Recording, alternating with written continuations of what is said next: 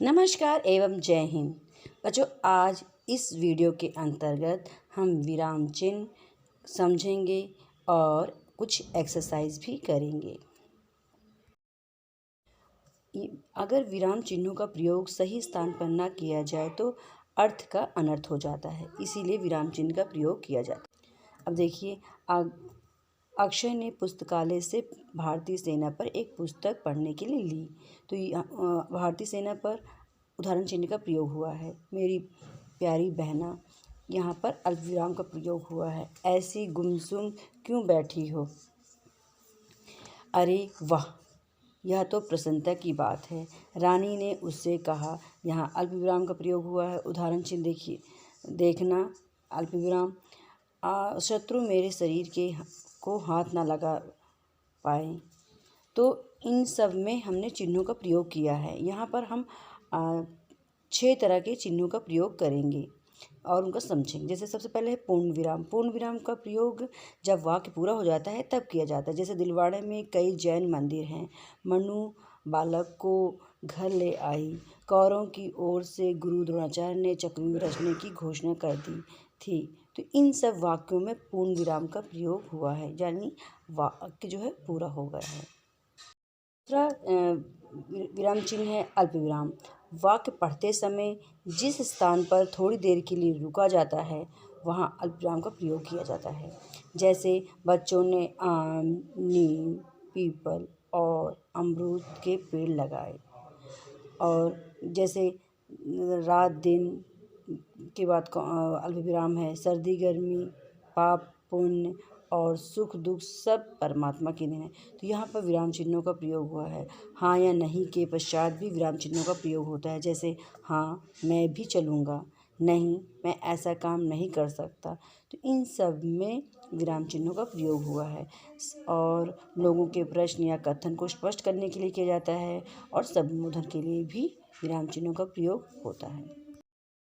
आइए अब करते हैं अभ्यास।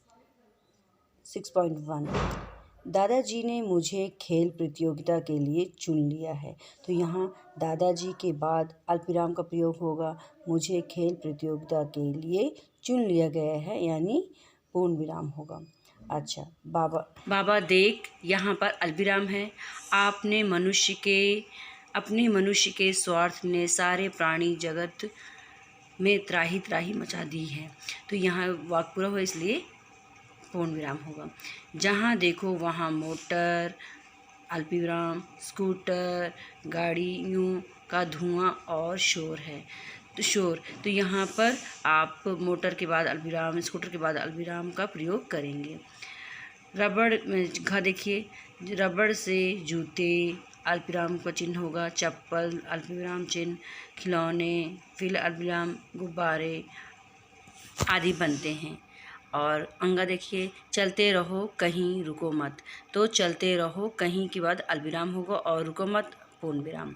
तोते की चोंच अंदर को मोड़ी हुई हुकदार होती है। तो यहाँ पर अल्पविराम न होकर केवल पूर्ण विराम होगा।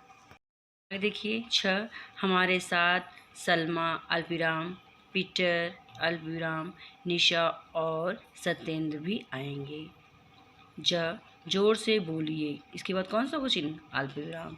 कुछ सुनाई नहीं देता, पूर्ण विराम। ठीक है। बकरी, इसके बाद अल्पविराम। न डरी, न घबराई, फिर अल्पविराम। न चीखी, न चिल्लाई, तो इनमें भी अल्पविराम होगा। उसे छूना तो दूर, अल्पविराम का प्रयोग करेंगे आप। कोई उसके पास तक नहीं जाता था, पूर्ण विराम। विराम चिन्ह है प्रश्नवाचक चिन्ह। जिस वाक्य से कोई प्रश्न पूछा गया हो या उसके अंत में प्रश्नवाचक चिन्ह लगाया जाता है। जैसे आप सुरेंद्र को कैसे पढ़ाएंगी, या उसके गृह कार्य की किस प्रकार जांच करेंगी। इन सब में पूर्ण विराम का प्रयोग हुआ है। विस्मय सूचक चिन्ह चौथा है। बात करते समय कभी कभी हम हर्ष, शोक, आश्चर्य, घृणा, प्रशंसा आदि भाव प्रकट करते हैं। ऐसे भाव प्रकट करने को उद्गार कहते हैं, या इन उद्गारों को सूचित करने के लिए विराम चिन्हों का प्रयोग किया जाता है। जैसे हाय, छी, कितनी गंदगी है। हाँ, 4 वर्ष की लड़की ने कार चला ली, आश्चर्य के साथ, है ना। वाह, क्या खीर बनी है, प्रशंसा की जा रही है। तो जब कोई विशेष भाव से किसी का संबोधन करता है तब भी संबोधन के साथ के बाद विस्मयबोधक चिन्ह लगाया जाता है, जैसे मेरा, इस समय तू यहाँ, माँ तुम कितनी अच्छी हो। इन सब में विस्मय सूचक विराम चिन्ह का प्रयोग हो। आइए इस संबंधित अभ्यास देखते हैं। जैसे हे भगवान, बस तेरा ही सहारा है, तो हे भगवान के बाद विस्मय सूचक चिन्ह लगेगा। तुम कब आए, वापस कब जाओगे, तो इसमें केवल प्रश्नवाचक चिन्ह का प्रयोग होगा। बाप रे, तो यहाँ पर हम विस्मय सूचक चिन्ह का प्रयोग करेंगे। पिताजी आ गए, फिर है महाराज, विस्मय सूचक चिन्ह, और उपाधि क्या है, तो प्रश्नवाचक चिन्ह लगेगा अंत में। यदि वृक्ष नहीं रहे तो हम क्या खाएंगे, इसमें केवल प्रश्नवाचक चिन्ह का प्रयोग होगा। आह कितना सुंदर चित्र है, इसमें पूर्ण विराम लगेगा। और आह में विस्मय सूचक, अरे आप कहाँ, आप यहाँ, मेरा पता किसने बताया, तो इसमें विस्मय सूचक चिन्ह होगा। और प्रश्नवाचक, अरे इनमें तो मेरी कमीज नहीं है, तो अरे के बाद विस्मय सूचक चिन्ह होगा और अंत में प्रश्नवाचक।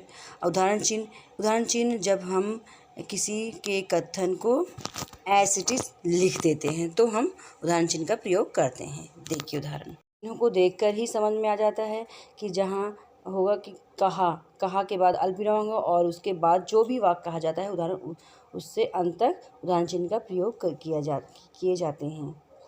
जैसे यहाँ पे कई उदाहरण दिए गए, इन्हें आप ध्यान से देख सकते हैं।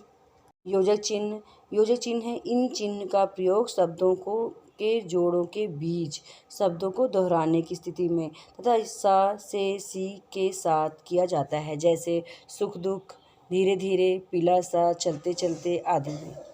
ये देखते हैं अभ्यास 6.4, जिसमें योजक चिन्ह के कुछ उदाहरण दिए गए हैं। जैसे सुबह सुबह में यहाँ योजक चिन्ह का प्रयोग होगा, साफ सुथरे यहाँ पर होगा।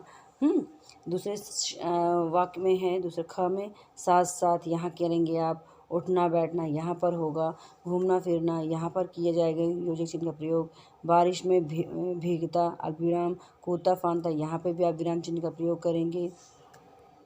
दोनों भाइयों में खेत खलियान, यहाँ खेत खलियान में होगा योजक चिन्ह का प्रयोग। और घर आंगन के बीच में भी योजक चिन्ह का प्रयोग होगा। तो इस तरह से बच्चों योजक चिन्ह का प्रयोग किया जाता है। ये एक बार पूरे पाठ को फिर से दोहरा लिया जाए, इसका रिवीजन कर लिया जाए। जैसे पूर्ण विराम का चिन्ह यहाँ दिया हुआ है, अल्प विराम का चिन्ह कैसे होता है, उदाहरण चिन्ह का, योजक चिन्ह का, प्रश्न सूचक चिन्ह का और विस्मय सूचक चिन्ह का। और ये एक्सरसाइज है जो आपके करने के लिए है, ध्यान से इसे देखिए। मुझे आशा है कि आपको ये वीडियो जो विराम चिन्ह से संबंधित था पूरा समझ में आ गया होगा। धन्यवाद।